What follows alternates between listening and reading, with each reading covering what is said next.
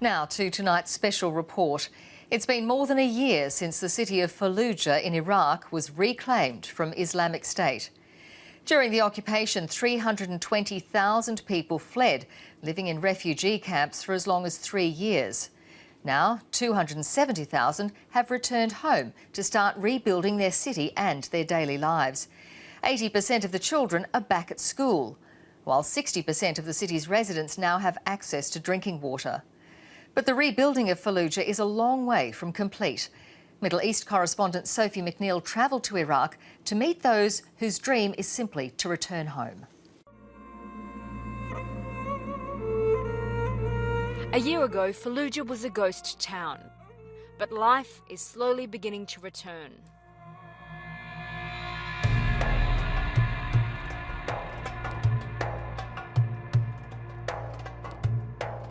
Rebuilding Iraq post-ISIS is one of the largest urban reconstruction projects since World War II. You can see we replastered the walls, they fixed the windows, some of the windows were broken by the fire damage, and also they do the electrical work as well. This Fallujah family is one of a lucky few to have already received assistance to rebuild their home. I feel happy and relaxed after it was fixed. Before, everything was burned and black, but now it's fixed and clean. Islamic State has systematically destroyed much of the infrastructure across large swathes of Iraq. Whole neighbourhoods in Fallujah were made unlivable. 80% of neighbouring Ramadi was flattened and West Mosul was all but wiped out. The Iraqi government has put the price of rebuilding at over $100 billion, but right now it is in the middle of a budget crisis. The United Nations simply hasn't got the funding to help everyone. I'm by myself and I need help. My older brothers and my father got killed.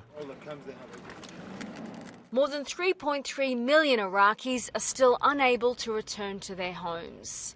Hundreds of thousands of families are living in basic camps like this. Here in the desert near Fallujah, it's 49 degrees. We don't have enough water. It's so hot here. And not everybody who wants to is allowed to return home yet. The government says it's not safe to do so for many areas. We are demanding that we return back to our neighbourhood, but they won't let us, even though it has been liberated. The Iraqi army is still fighting to liberate towns near the Syrian border. This father and his family fled the border town of Qa'im yesterday after Islamic State militants began trying to conscript all men. They are being defeated all over and they have no men left to fight. The coalition air force killed most of their men. Back in Fallujah, the lines at the checkpoints to enter the city are long. The threat of IS attacks is still very real.